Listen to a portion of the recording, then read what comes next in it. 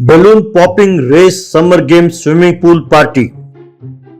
एक व्यक्ति अपने सर पर सेब रखकर खड़ा था। उससे थोड़ी दूरी पर दूसरा व्यक्ति खड़ा था। उसके हाथ में एयरगन था और वो घबराया हुआ था। ये सब आशुतोष नाम का एक धनवान देख रहा था। सब गांव वाले भी बड़े ध्यान से देख रहे थे। उस व्यक्ति ने निशाना लगाकर उस सेब के टुकड़े कर दिए। उन दोनों ने राहत की सांस ली। Ashutosh, very good very good. अब एक नींबू रखो। तब एक व्यक्ति ने आकर उस आदमी के सर पर अब नींबू रखा।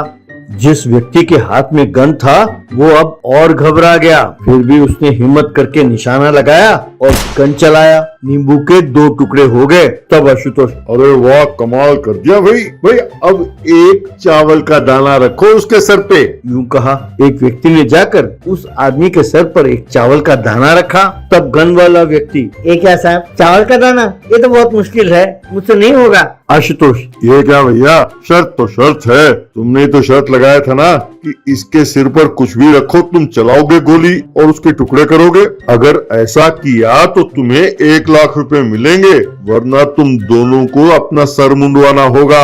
और अब तुम शर्त से मुकर रहे हो। तब वो व्यक्ति जिसके सर पर नींबू रखा था वो कहने लगा, साहब, मेरे घर में पैसों की तंगी है, इसीलिए मैंने आकर आपसे ये शर्त रखा था। क्योंकि ये मेरा दोस्त बहुत अच्छा बंदूक चलाता है, तो मैंने सोचा पैसे मिल जाएंगे। लेकिन आपने तो हद कर दी, एक चावल का दाना। तब आशुतोष, देखो भैया, शर्त तो शर्त है, इसे बीच में रोक नहीं सकते। रोकने का मतलब है कि तुम अपना हार मानते हो। आगे तुम्हारी मर्जी, सोच लो। तब जिसके हाथ में गन था उसने निशाना लगाकर गोली चलाई, लेकिन निशाना चूका और उसके हाथों में गोली लगी रबर की। वो चिल्लाने लगा, बाप रे, अरे दर्द हो रहा है, दर्द। तब आशुतोष, हार गए ना बच्चों, चलो दोनों को सर मुंडवाओ, ऐसा कहा।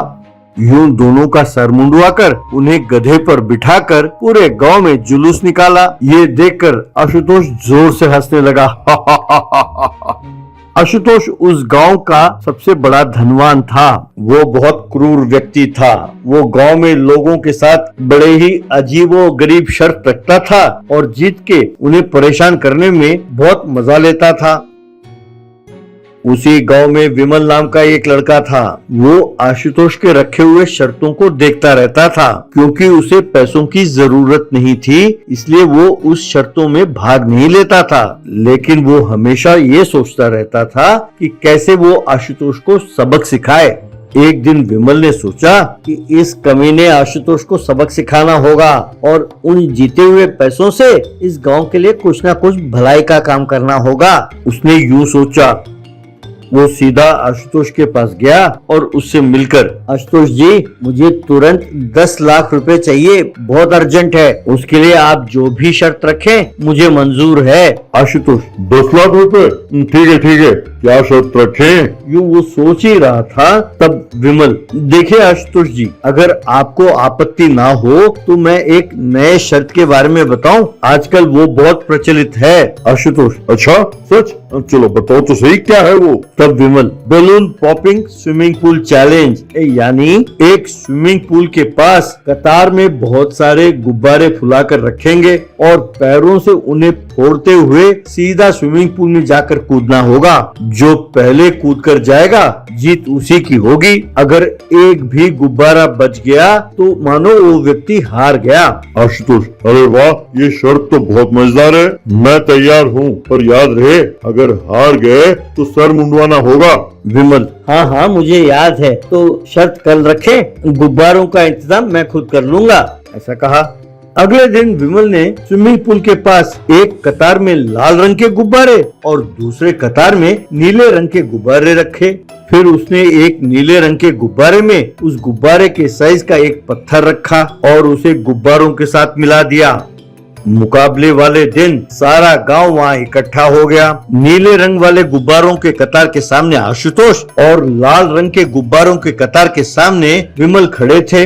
विमल ने गांव वालों को इस मुकाबले के बारे में बताया और फिर आशुतोष से, आशुतोष जी, तैयार हैं आप? रेडी, 1 2 3, ऐसा कहा। बस दोनों अपने अपने गुब्बारों को पैर से दबाते हुए दौड़ने लगे। एक एक करके गुब्बारे फूट रहे थे।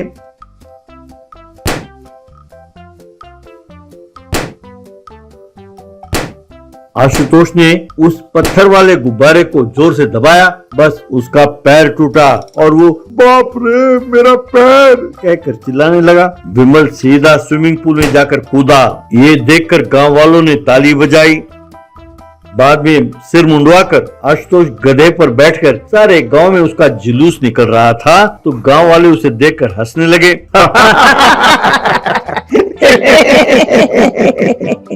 बस आशुतोष के दिए हुए 10 लाख रुपए विमल ने गांव के सरपंच को दिए और गांव की भलाई के लिए उसका प्रयोग करने के लिए कहा।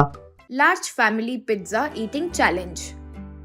नंदलाल मिश्रा नाम का एक आदमी कई सारे व्यापार करके करोड़ों रुपए कमाया हुआ था। उसकी एक बेटी और 4 बेटे थे। सबसे बड़ा लड़का अभी डिग्री फाइनल ईयर में था, दूसरा बेटा पवन इंटरमीडिएट में था, तीसरा लड़का कपिल 8वीं क्लास में पढ़ता था, तो चौथा बेटा बबलू 5वीं कक्षा में था। बेटी की शादी हो गई और वो अमेरिका में रहती थी। एक बार बेटी का फोन आया, पापा आप और माँ यहाँ आओ ना, आपको देखने का मन करता है, कहते हुए उसने पूछा। फिर नंदलाल की पत्नी, बेटी को देखकर 2 साल हो गए जी, उसे देखने का मन कर रहा है। नंदलाल, ठीक है, मुझे भी तो देखना है। सारे इंतजाम करने के लिए सेक्रेटरी से कहता हूँ, 2 हफ्तों में बेटी को देखने चलते हैं। यूँ कहा वो खुशी से। तो फिर हमारे ये लड़के जो एकदम शैतान है, ऊपर से छुट्टियां भी है, पहले ही बहुत मस्ती करते हैं, जाने के पहले आप उन्हें जरा डर दिलाइएगा तो अच्छा होगा। यूँ मुस्कुराते हुए बोली।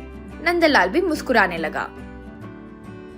अगले दिन वे कार में निकल रहे थे तो बच्चे वहीं खड़े थे। तब नंदलाल अभी से, रे भाइयों को ठीक से देखो, हम नहीं है सोचकर मस्ती मत करना और अच्छे से रहना। हम यहाँ नहीं है, उस समय बुखार आएगा और खेल कूद में हाथ पैर टूट जाएगा तो इमरजेंसी के लिए 10 लाख अलमारी में रखा हूँ, ये लो चाबी। कहते हुए चाबी दिया। फिर ड्राइवर कार को आगे लेकर गया।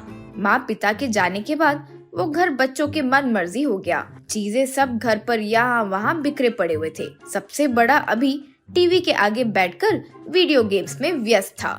दूसरा वाला पवन डांस प्रैक्टिस कर रहा था और तीसरा और चौथा वाला हॉल में ही क्रिकेट खेल रहे थे। तब कॉलिंग बेल बजा।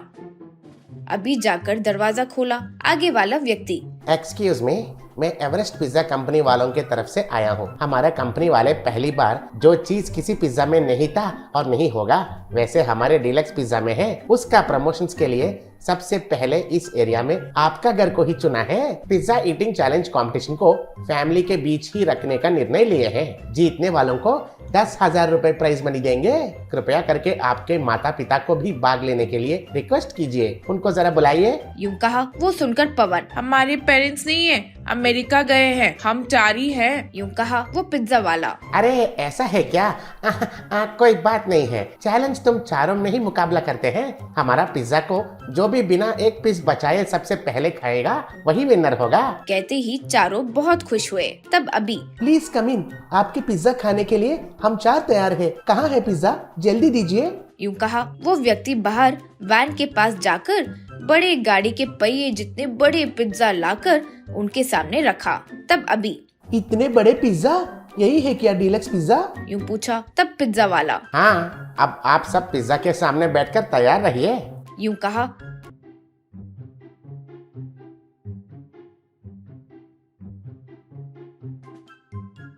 चारों उसके सामने बैठे। पवन देखकर, wow, what a great surprise. Pizza के ऊपर चिकन लेग पीस, फ्राई किए हुए फिश और प्रॉन्स पिस्ता बादाम की तरह दिख रहे हैं और मेरे मुंह में पानी आ रहा है। कहते हुए खुश हो रहा था कि वो व्यक्ति वॉच देखकर, सब तैयार है, बिना गैप देना खाना होगा। अगर कोई बीच में उठा तो वो हार जाएगा। Ready, 1 2 3 start. कहते ही चारों खाना शुरू किए। 4 टुकड़े खाकर बबलू, मेरा पेट भर गया, नींद आ रही है, कहकर वही सो गया। तीसरा वाला कपिल भी, अब मैं और नहीं खा सकता, मुझे भी नींद आ रही है, कहकर सो गया। अब पवन आधा खाकर, इतना बड़ा पिज्जा अब बहुत स्वादिष्ट होने पर भी मुझसे खाया नहीं जा रहा है, मुझे भी नींद आ रही है, कहकर वो भी सो गया। अब अभी मुश्किल से पूरा पिज्जा खाकर, मैं ही जीत गया, मैं ही फर्स्ट आ गया, कहते हुए हाथ उठाकर उसी टेबल पर गिर गया। अब वो पिज्जा वाला अभी के जेब से अलमारी की चाबी निकालकर अलमारी खोलकर 10 लाख लेकर धीरे से वहाँ से निकल गया। अभी को होश आया और वो पवन को उठाकर देखा। तब तक अलमारी का दरवाजा खुला देखा। अभी अलमारी को देखकर वो पिज्जा वाला हमें बेहोशी का दवाई देकर पिताजी के दिए पैसे चोरी करके ले गया रे। कहकर फोन मिलाकर पुलिस वालों को पूरी बात बताया।